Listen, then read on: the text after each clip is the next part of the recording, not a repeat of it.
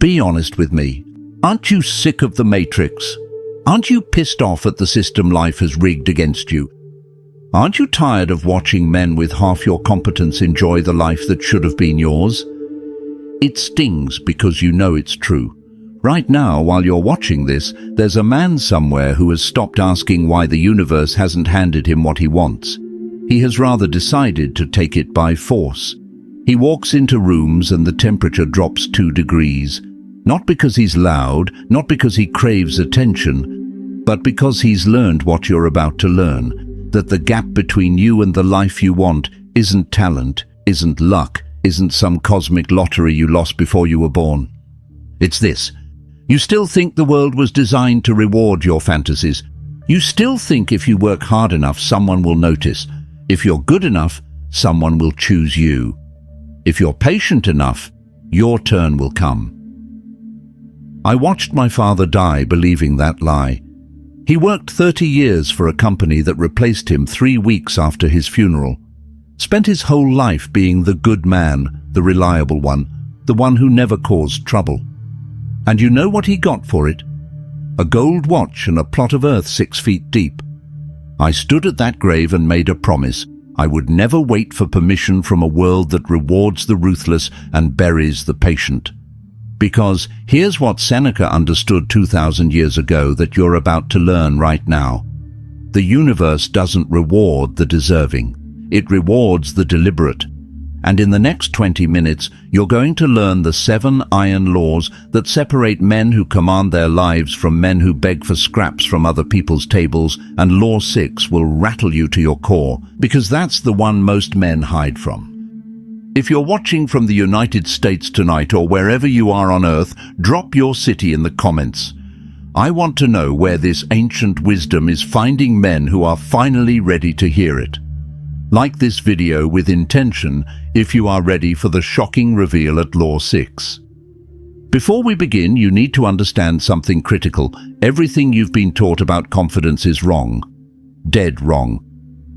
You think confidence is that feeling you get before walking on stage, that rush of adrenaline before asking someone out, that temporary high you chase through affirmations and motivational videos. That's not confidence, that's just excitement pretending to be power. Real confidence, the kind Seneca cultivated, the kind Marcus Aurelius commanded empires with, the kind that makes you genuinely untouchable, isn't a feeling at all. It's a revelation of who you are at your core. A revelation of your unlimited nature, a revelation that no external circumstance, no person, no disaster can ever strip from you. If your confidence is a fragile emotion, it is a hostage to the world's whims. If your confidence is a revelation, a solid, unshakable structure built upon unassailable truths, then it commands the world. Law 1. Stop running from yourself. Most men think confidence lives somewhere else. A new city, a different job, another relationship, better circumstances. So they run. They bounce from place to place like pinballs, convinced the next location will finally fix what's broken inside them. Seneca watched this disease destroy Rome's most powerful men. Wealthy senators touring foreign lands, trying to escape their own thoughts. Prominent citizens fleeing from villa to villa, chasing fulfillment that never arrives. When one of Seneca's friends complained about feeling restless no matter where he traveled, Seneca didn't cuddle him. He told him the brutal truth. You ask why such flight does not help you. It is because you flee along with yourself. You can board every flight, change every scene, move to every city that promises a fresh start. But you're packing the same mind, the same habits, the same fears in your luggage every single time. And when you arrive, there you are again, disappointed that geography didn't perform surgery on your character. Here's what weak men don't understand. Confidence isn't found. It's built. And you can't build anything while you're running. Seneca spent 8 years exiled in Corsica, separated from his wife, stripped of his influence, surrounded by nothing but rocks and regret. And instead of spending those years bitter and broken, he wrote philosophy that would outlive empires. He didn't wait for better circumstances to become better. He became better in the worst circumstances. That's the move. That's the secret. Stop waiting for the perfect environment to start working on yourself. The perfect environment doesn't exist. The gym you're avoiding, still the same gym tomorrow. The difficult conversation you're postponing, still waiting. The discipline you keep delaying, still absent. This next principle is going to expose something uncomfortable about how you've been living. But comment, "I will stop running," if you're ready to face it. Law 2. Treat your time like blood. Seneca noticed something disturbing about human behavior. People guard their money with paranoid precision. They'll argue over pennies, fight over property lines, lawyer up over inheritance. But time, the one commodity you can never replenish, they give it away like it's infinite. In his essay On the Shortness of Life, Seneca carved into stone what most men refuse to admit. People are frugal in guarding their personal property, but as soon as it comes to squandering time, they are most wasteful of the one thing in which it is right to be stingy. Listen to how you spend your hours, scrolling feeds that make you feel worse, entertaining people who drain your energy, attending obligations you resent, watching shows you forget, having conversations that lead nowhere. Every hour you surrender to nonsense is an hour you'll never reclaim, and you're doing it voluntarily. Most men treat time like it's on subscription, like there's always more being delivered tomorrow. Seneca would call that delusion lethal. You don't know if you have tomorrow. You don't even know if you have tonight. Every minute you waste assuming you'll get more is a minute spent gambling with the house edge. Here's the confidence shift. The moment you start treating time as your most valuable possession, more valuable than status, more valuable than approval, more valuable than comfort, your entire life recalibrates. You stop saying yes to things that don't matter. You stop tolerating people who subtract instead of add. You stop postponing what's important for what's convenient. When Marcus Aurelius commanded armies on Rome's frontier, surrounded by death and disease, he'd remind himself in his journal, "You could leave this earth right now. Let that consciousness determine what you do and say and think, not someday. Right now." This creates dangerous confidence because you're no longer negotiating with wasted time. You're protecting it like a miser protects gold. And when people feel you valuing your hours that intensely, they respect it. They stop wasting your time because they sense you won't allow it.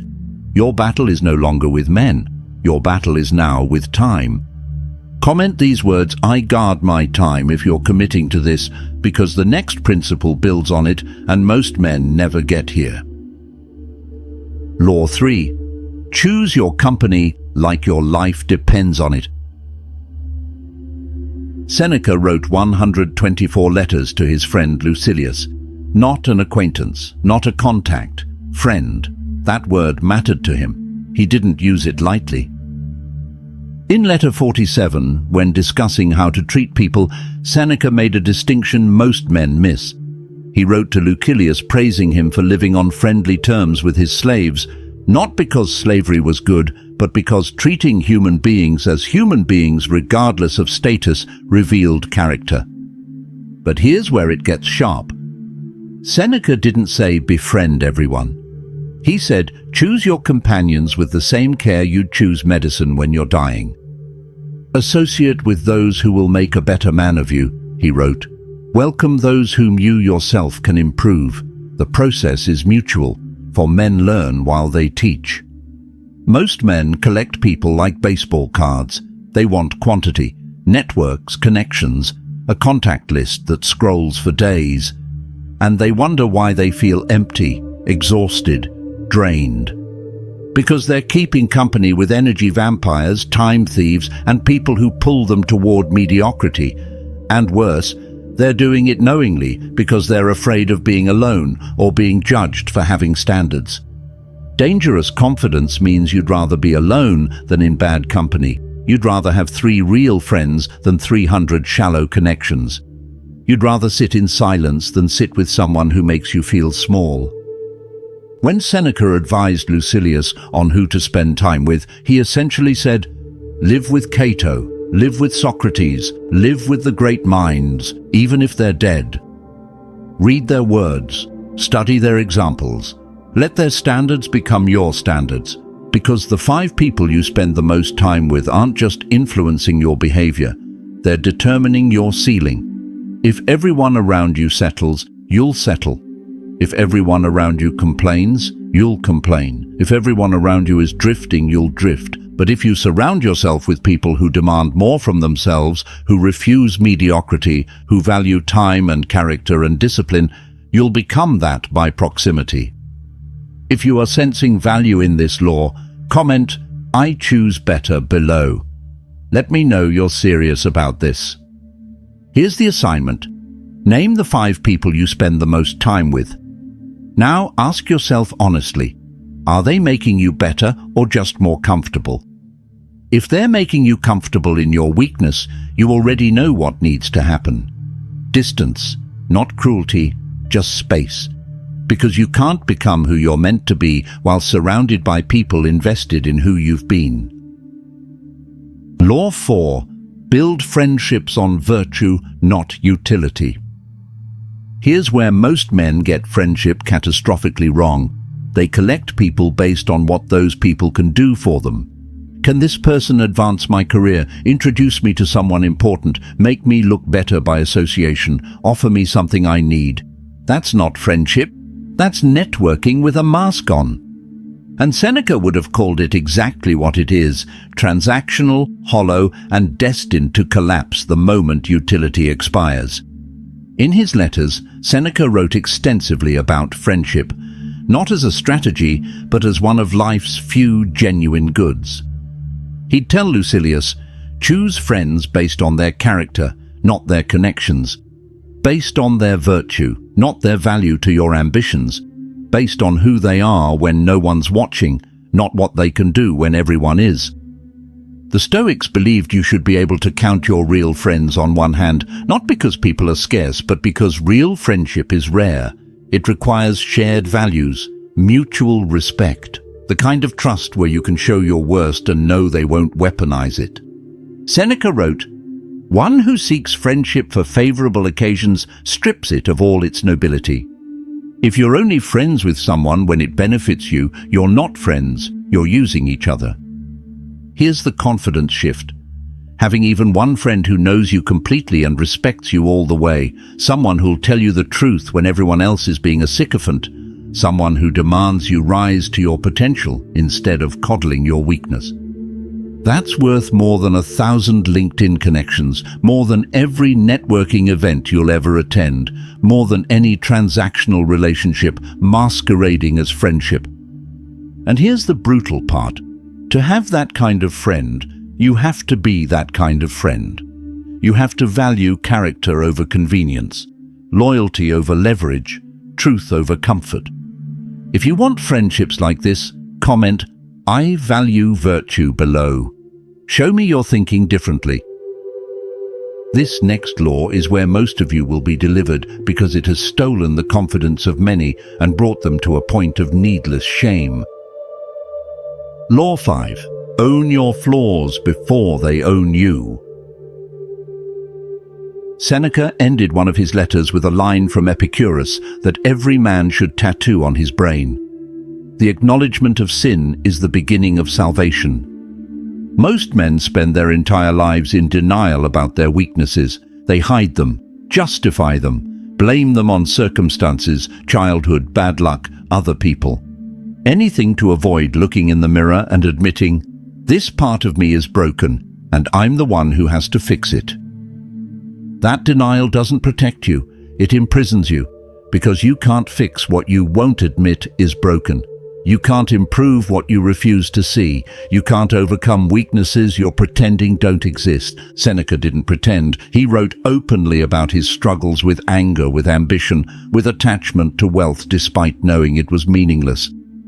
He didn't broadcast his flaws for sympathy. He confronted them for mastery. He'd write to Lucilius, "Play the part, first of accuser, then of judge, last of intercessor. At times be harsh with yourself. This is the move weak men miss. You have to become your own toughest critic before the world does it for you. You have to call yourself out on your own BS before someone else exposes it publicly. You have to hold yourself accountable to a standard higher than anyone else would dare demand. When you do this, when you own your flaws openly and work on them ruthlessly, something shifts. You stop being defensive, stop making excuses, stop blaming. And suddenly, you're dangerous. Not because you're perfect, because you're honest. Confidence isn't pretending you have no weaknesses. Confidence is knowing exactly what your weaknesses are and refusing to let them define you. It's saying, yes, I struggle with this, and I'm working on it every single day. That honesty disarms people. They expect you to hide, to deflect, to posture.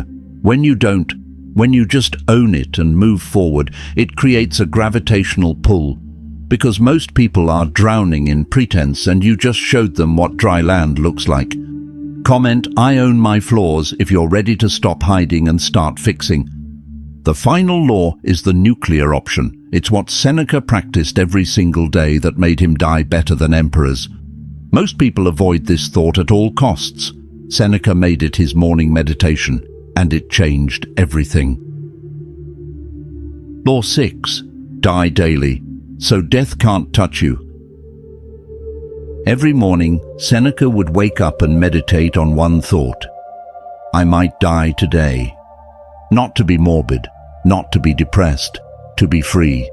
Because the moment you accept death as inevitable, not theoretically but viscerally in your bones, you stop wasting time on trivial trash. You stop caring what cowards think. You stop delaying what matters. You stop negotiating with fear. Seneca practiced memento mori, remember you will die, not as a philosophical concept but as a daily discipline. He'd imagine his last day, his last conversation, his last breath. And then he'd ask, if I knew I'd die tonight, would I spend today arguing about nonsense, chasing validation, postponing my purpose? The answer every time recalibrated his life. This is the ultimate confidence hack.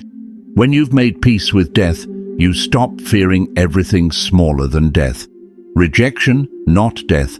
Failure, not death. Criticism, not death. Bankruptcy, you're still breathing, not death. Suddenly the world becomes a playground instead of a battlefield, because you're operating with an expiration date you've already accepted, which means you're free to take every risk, speak every truth, and live every moment like the unrepeatable gift it is. When Nero sent soldiers to kill him, Seneca had already died 1,000 times in meditation.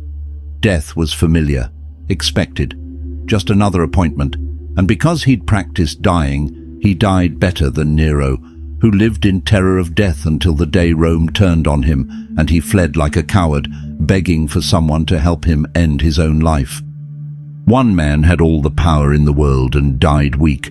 The other had nothing left but his philosophy and died invincible. If you're catching this, drop memento mori in the comments. Let me see who understands what we're building here. Tonight, before you sleep, close your eyes and imagine this is your last night. Tomorrow doesn't come. This was it. How do you feel about how you spent today? What would you regret? What would you wish you'd done differently? Now wake up tomorrow and do it differently, because one day that imagination will become reality, and the only question that'll matter is whether you lived like you knew it was coming. These are the 7 laws. Memorize them. Forge them in your mind. Live by them, and you will understand why Seneca could face exile and death with the same unblinking stare. If this message hit you where it needed to, smash that like button, subscribe, and type, I have dangerous confidence in the comments. That will let me know you're ready to build something permanent and unshakable. This is not a temporary high. This is the revelation that you are the architect of your own character, and that power is unlimited. The time for waiting is over. Take it by force now.